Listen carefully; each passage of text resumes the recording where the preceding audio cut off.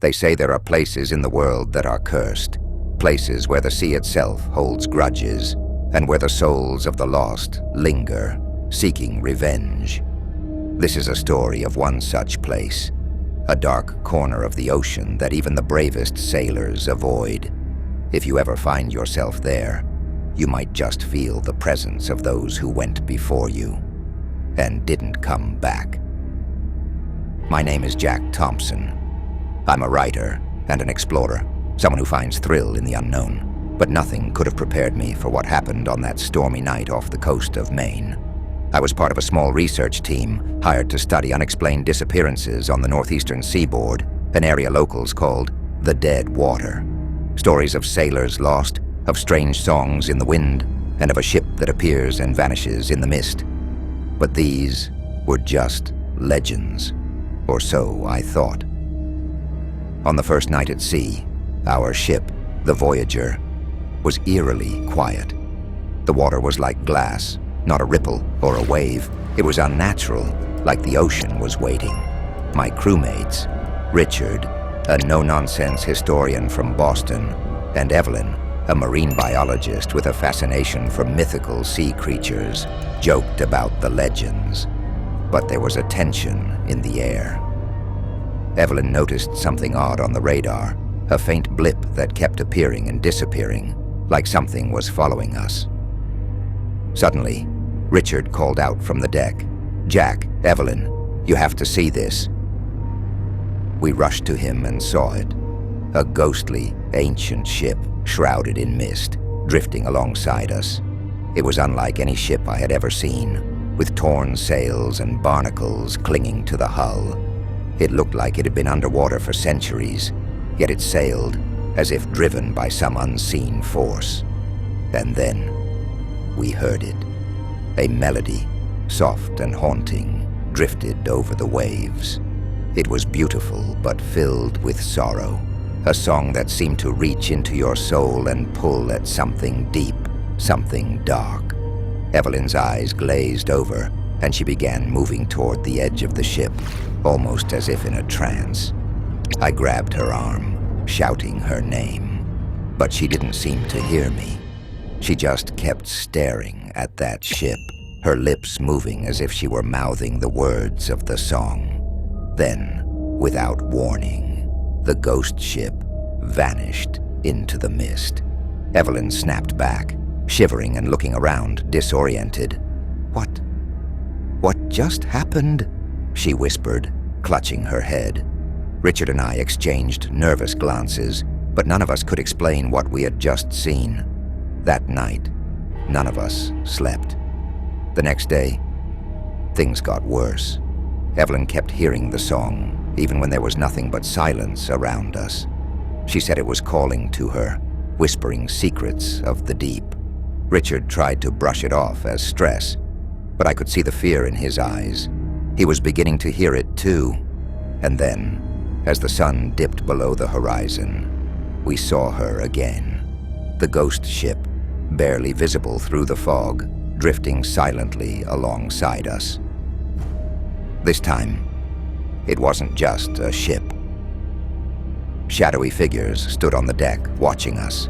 Their faces were pale, eyes hollow, as if they had been drained of life. One of them, a woman with long, flowing hair and piercing eyes, reached out, her mouth moving as if singing the cursed song that only Evelyn and Richard could hear. I shouted at them to stay away from the edge, but they were entranced, moving toward the figures like they were in a dream. I grabbed Richard, shook him, and he seemed to wake from whatever spell had taken hold of him. But Evelyn, she leaned over the edge, reaching out toward the ship as if it were calling her, as if she had to go to it. Then, in a flash, the ship vanished again, and Evelyn snapped out of her trance, gasping for breath. "They're calling me," she whispered, her voice trembling. "They need us. They need us to come with them." As the night wore on, we started hearing the melody echoing through the ship, coming from everywhere and nowhere at once. It was maddening, a haunting tune that seemed to burrow into our minds, Richard and I started seeing things. Shadows moving in the corners, whispers that seemed to drift on the wind, calling our names. It was as if the ocean itself was alive, watching, waiting for us to make one wrong move. By the third day, we were all on edge, exhausted and terrified. But Evelyn, she was different. Her eyes had this vacant look, like she wasn't really there. She spoke in whispers, reciting words none of us understood, words that sounded ancient and sinister. It was as if the song had taken root in her soul, changing her from the inside. And then, in the dead of night, she disappeared. We searched every inch of the ship, calling her name, but she was gone. Richard was frantic, convinced she had gone overboard. But then we found her journal. The last entry was a single sentence. "The siren's song calls us all." That night, as the fog closed in around us, I heard the melody again, faint and far away, like a lullaby from the depths of the ocean. And there, in the mist, I saw her. The woman from the ghost ship, her eyes fixed on me, her lips moving in that haunting song. And for a moment, I felt it too. The pull, the need to answer her call, to follow her into the depths where no light could reach. I barely slept that night. Every time I closed my eyes, I saw her. Evelyn's face blending with that ghostly woman from the ship, her vacant eyes staring right through me, as if calling me to join her. The melody was still there, faint but unmistakable, weaving through the creaks of the ship and the lapping of the waves. The next morning, Richard was gone too. I found his hat near the edge of the ship, where the sea mist was thickest, but there was no sign of him, just the eerie silence and the distant call of the song. My heart pounded as I looked around, realizing I was alone. Or was I?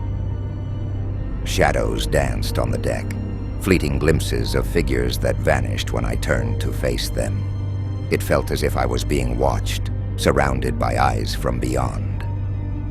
I checked Richard's cabin, searching for any clue, and found his notebook open on the desk. His last entry was a rambling mess of words, as if he'd written in a frenzy.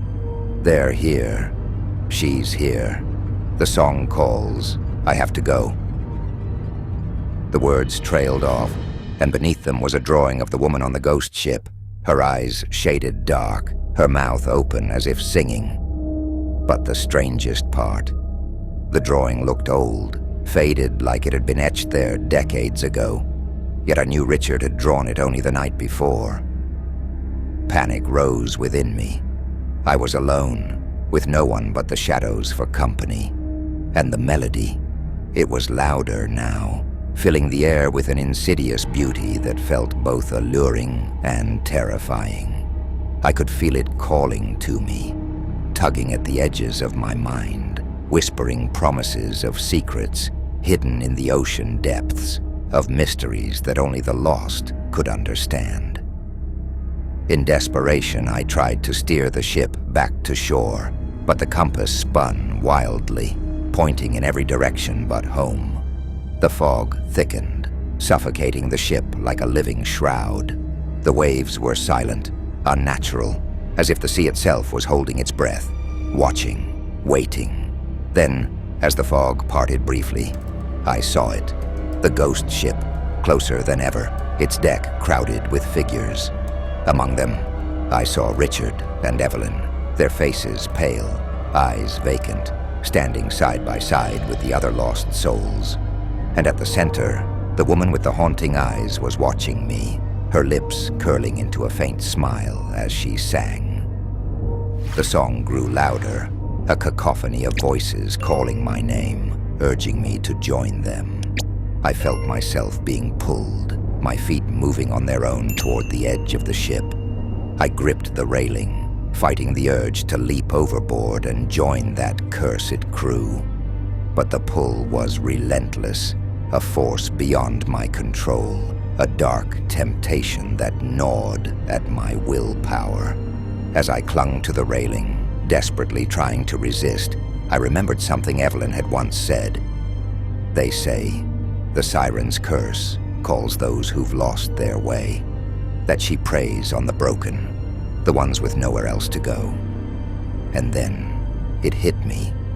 Maybe this was what she wanted, for us to fight, to resist, and fail. She was testing us, feeding off our fears, drawing strength from our desperation. I looked up, meeting her gaze, across the fog. She tilted her head, her eyes cold and knowing, as if she could read every thought in my mind.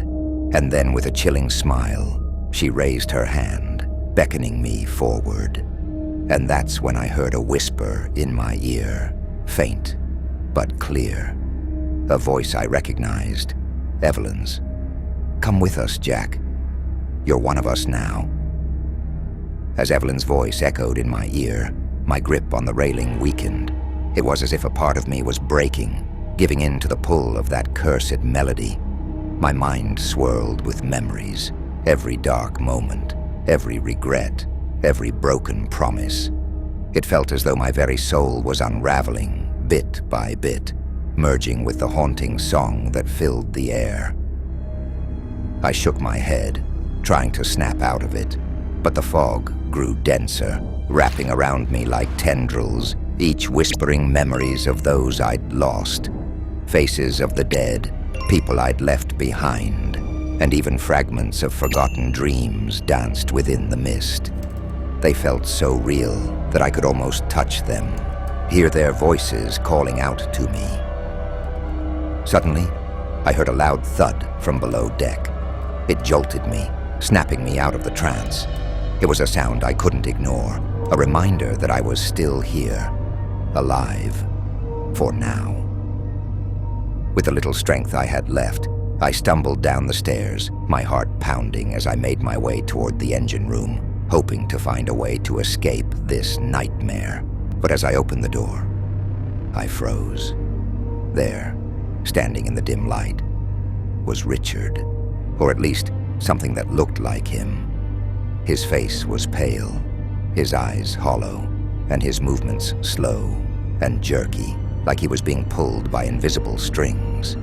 He turned to look at me, a strange smile creeping across his face. "Jack," he said, in a voice that was barely above a whisper, "she's waiting for you. Don't you feel it? The peace, the silence. Just let go." Every instinct told me to run, but my legs felt rooted to the spot. Richard's eyes bore into mine, and for a moment I felt that same pull, that sickly sweet temptation to surrender, to give in to the song. But something within me pushed back. I remembered the real Richard, the stubborn, skeptical friend who never believed in anything he couldn't see with his own eyes. Whatever this was, it wasn't him. "Richard, this isn't you. Fight it," I yelled, my voice shaking. But he just smiled, tilting his head as if my words were nothing more than echoes lost in the mist.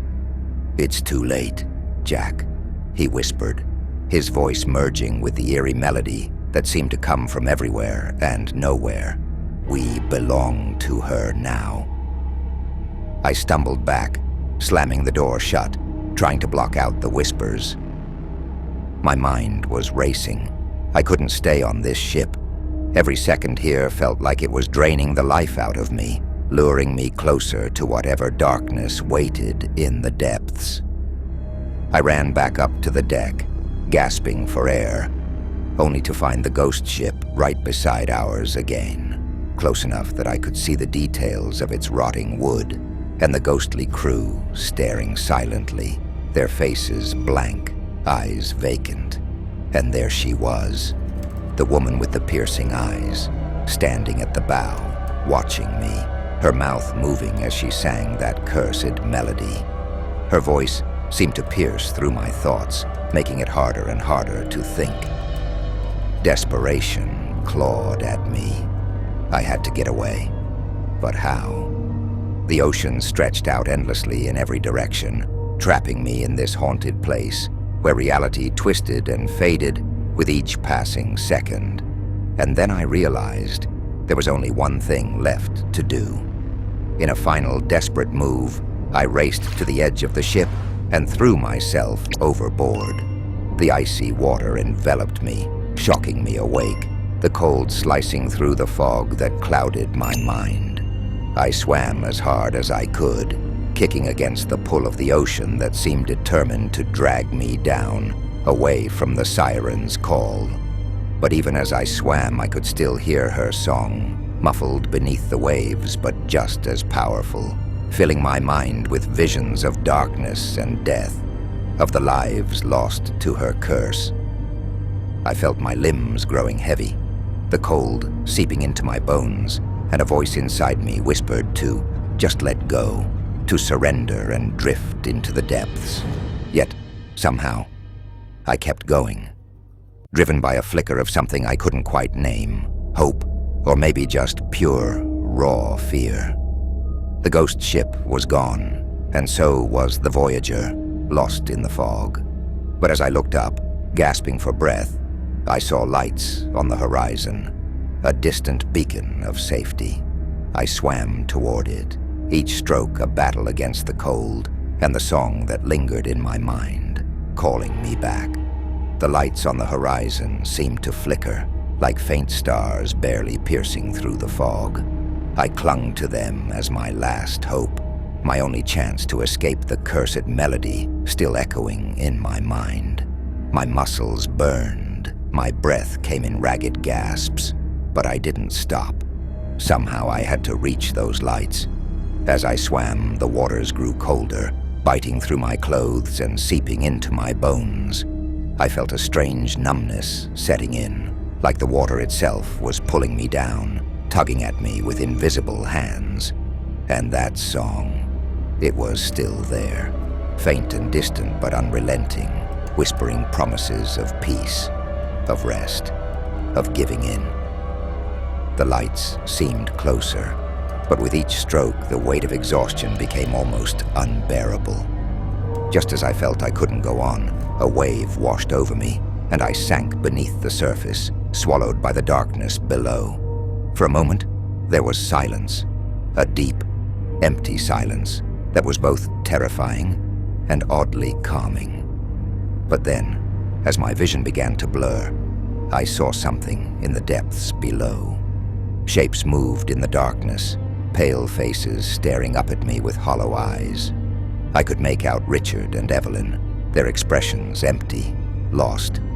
And among them was the woman, her piercing gaze locking onto mine. Her mouth opened, and though we were underwater, I could still hear her song, clear and haunting, wrapping around me like chains. The words were indistinguishable, but the meaning was clear. Come to us. Join us in the depths. I fought against the pull, kicking my legs, struggling to break free from the icy hands that seemed to reach up from the depths. But the harder I fought, the stronger the pull became, dragging me down, pulling me closer to her and her ghostly crew. And then, in one final act of desperation, I screamed into the water, a silent cry that rippled through the dark.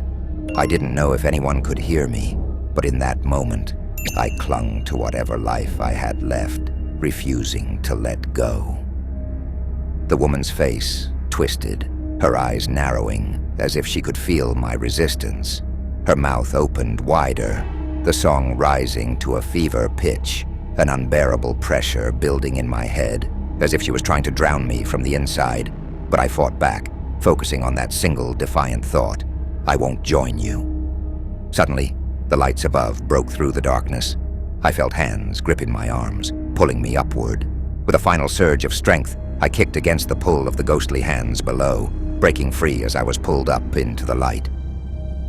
I gasped for air, choking and coughing as I was dragged onto the deck of a small rescue boat. Rough hands patted my back. Voices surrounded me, asking questions, but all I could do was stare at the water, watching as the fog began to clear, revealing an empty, endless sea. The ghost ship was gone, swallowed by the mist, and with it, the haunting melody faded into silence. The crew of the rescue boat looked at me with a mix of concern and confusion. I tried to explain, but the words wouldn't come. How could I make them understand the horrors I'd seen, the voices that still lingered in my mind? And then one of the sailors asked, almost casually, "Did you hear anything strange out there? Some folks say there's a song, a kind of curse that drifts with the fog. Most don't make it back." I looked at him, my heart pounding. There were others who'd heard it, maybe even others who'd escaped. But as I stared back at the foggy horizon, a shiver ran down my spine. The song might have faded, but I knew deep down that it would always be there, waiting in the depths, calling out to anyone who dared to listen.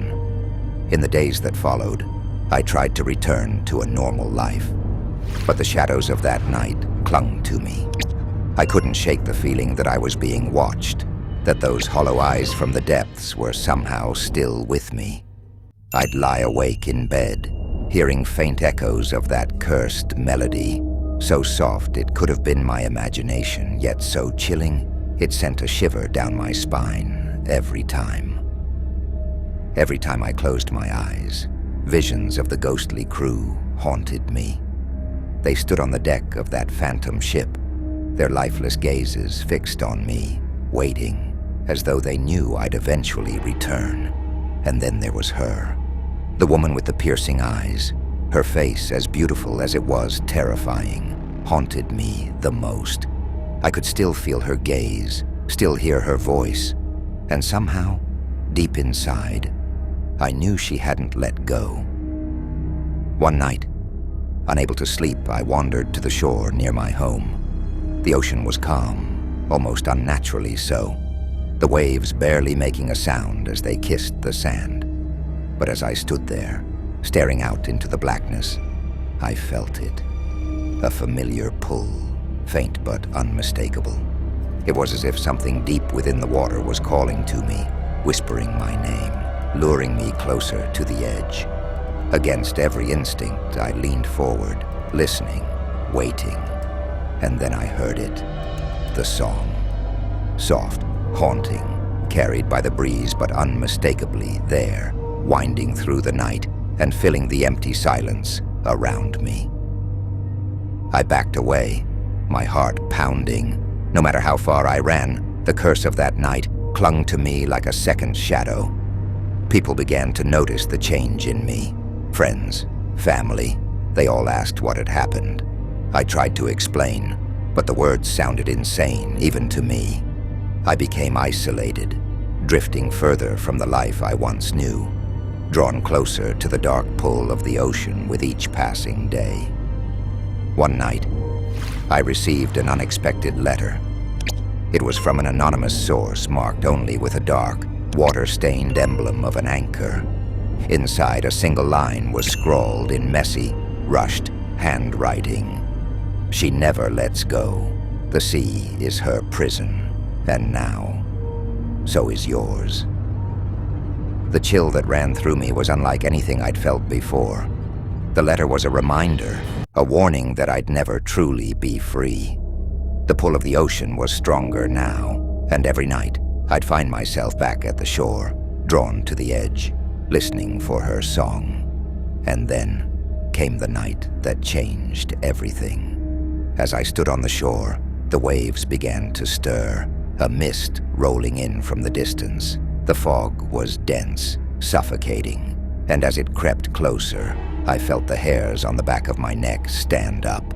The sound of the waves faded, replaced by a familiar haunting melody, soft at first but growing louder, filling the air around me. And then, emerging from the mist, I saw it. The ghost ship. It loomed in the darkness, its twisted, decaying hull glistening under the moonlight. Figures moved along the deck, shadows of the cursed crew, their hollow eyes fixed on me once more. And there she was, standing at the bow, her eyes locked onto mine, her lips moving as she sang that cursed melody. A sense of inevitability washed over me, a deep, horrifying certainty that I was meant to be there, that I'd never truly escaped. The pull of the sea was too strong, her call too powerful. In those final moments, as I felt myself being drawn towards the ship, a single question burned in my mind, a question I'd never dared to ask aloud. If you were in my place, would you answer her call? Would you risk everything to uncover the secrets hidden in the depths, knowing you may never return? Or would you turn away, knowing that some mysteries are better left unsolved? As I stared into the mist, I realized that some stories don't end. They only begin again, waiting for the next soul foolish enough to listen to the song of the sea. And so, I stand here, on the edge, torn between the life I once knew and the darkness that waits below. Tell me, if you were me, would you look away? Or would you too let the Siren's curse pull you under? I felt myself slipping closer, the pull of the ship like an invisible chain tightening around my soul. The ghostly figures, the haunting melody, and that piercing gaze from the woman, all of it felt inevitable, like a fate that had been sealed long before I ever set foot on that doomed vessel. But something within me, a faint glimmer of resistance, forced me to hold on, to resist the lure of her call. As I stared back at her, I remembered the stories of sailors who'd survived encounters with creatures of the deep. Legends said that if one could confront the siren and reject her song, they might break her curse and escape. It was a desperate hope, a thin thread, but it was all I had. Summoning every ounce of strength, I shouted into the night, my voice barely audible over her song. I won't join you. I defy you and all the darkness you bring. For a moment, the air grew silent. The melody faded, replaced by a dark, chilling quiet. The woman's eyes narrowed, and her face twisted with a rage so intense, it seemed to ripple through the mist. The crew's faces turned toward me, their hollow gazes sharpening with something akin to anger, or maybe fear. And then, as suddenly as it had come, the mist began to dissipate. The ghost ship started to fade, the figures of the cursed crew melting back into the shadows.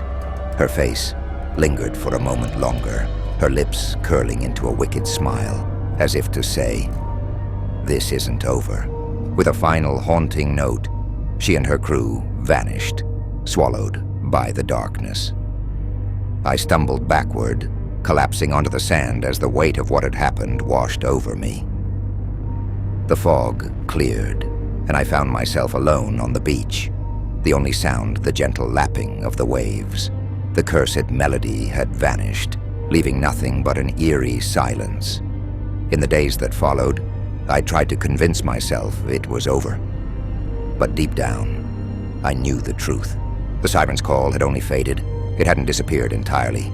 The curse was still there, waiting, lingering in the depths of my mind like a shadow. And every so often, especially on foggy nights when the world grew quiet, I could still hear the faintest trace of her song, beckoning me back to the ocean. Now, whenever I hear the sound of waves crashing against the shore, I remember that cursed night. I remember the song that nearly claimed my soul, and the ghostly eyes that still haunt my dreams. The ocean keeps its secrets well, hiding them beneath layers of darkness and time. But I know one thing for certain: the siren's curse is real, and it never truly lets go. And so, I pass the question to you, a question that haunted me then and haunts me still. If you ever hear the call of the siren, will you look away? Or will you too risk everything to face the unknown, knowing that you may never return? Be warned, though. Some mysteries are meant to remain hidden, and some calls once heard can never be forgotten.